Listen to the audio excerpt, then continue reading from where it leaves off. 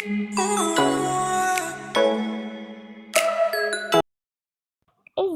يا بنات، عاملين ايه؟ انا توتا، والنهارده معانا حلقه جديده. النهارده هعلمكم ازاي تعملوا شعر باربي بطريقه سهله وبسيطه للشكل اللي انتوا شايفينه دلوقتي. بس قبل ما نبدا الفيديو ما تنسوش تعملوا لايك وشير وسبسكرايب، ويلا بينا نبدا الفيديو.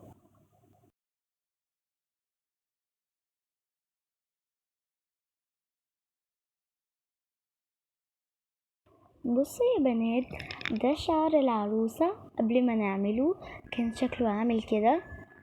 احنا حطينا راسها في المية عشان راسها تطلع طرية فنعرف نطلعها من الجسم. كده هتبقى بطريقة اسهل. هنحتاج قصافة صغيرة، وهنحتاج مقص صغير،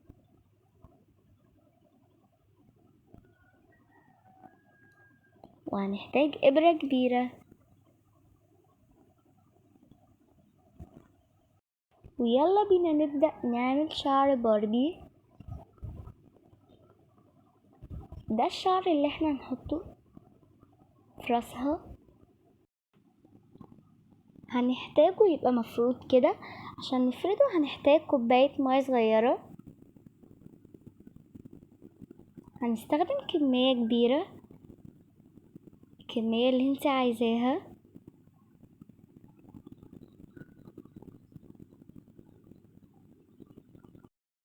وبعد كده هنحط جسم باربي على جنب، ونجيب شعر باربي نفضل نقطعه عشان نركب الشعر الجديد. هنشد شعر باربي جامد عشان يخرج.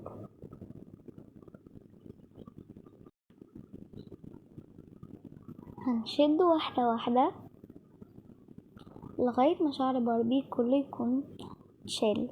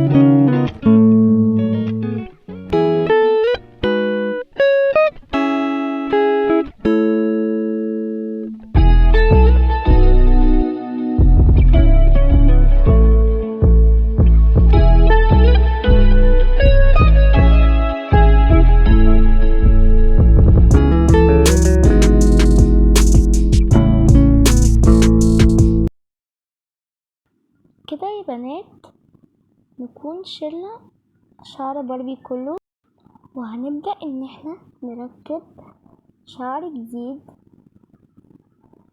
هنشيل بس الشعر اللي هو واقع.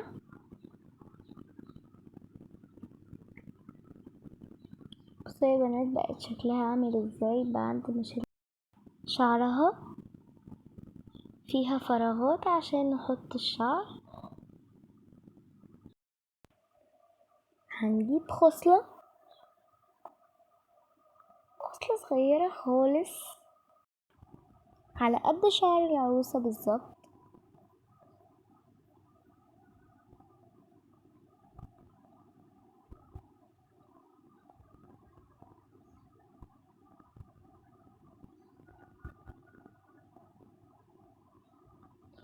هنحطها في المية عشان تطلع مظبوطة معانا.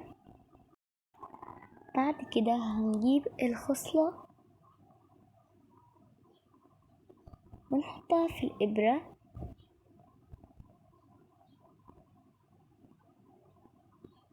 بشكل مظبوط كده. نحط الإبرة في شعر العروسة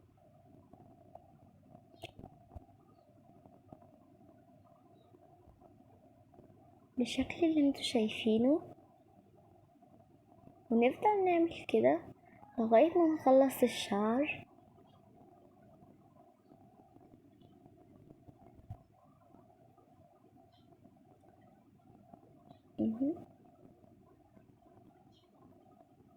هنجيب برضو نفس الكلام مع الخصلة التانية.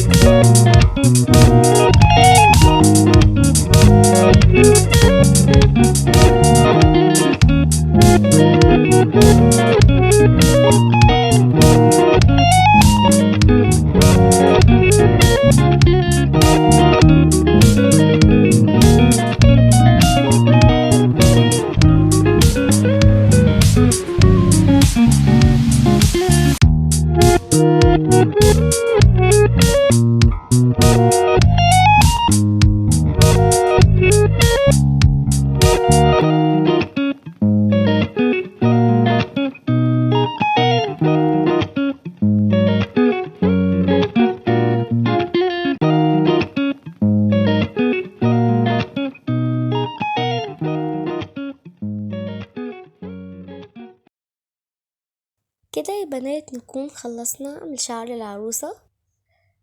واو جميلة جدا. بصوا يا بنات، عشان يبقى شعر العروسة جميل كده ونلزقه هنجيب لزق ونحطها في شعر العروسة عشان يثبت الشعر. وده شكلها بعد ما خلصت. تعالوا نشوف صورها. ولو عجبكم الفيديو ما تنسوش تعملوا لايك وشير وسبسكرايب، يا رب يعجبكم. وده شكل باربي بعد ما لبسنا الفستان. فستان بينك وريتها لكم في فيديوهاتي. كده يا بنات نكون خلصنا الفيديو. باي.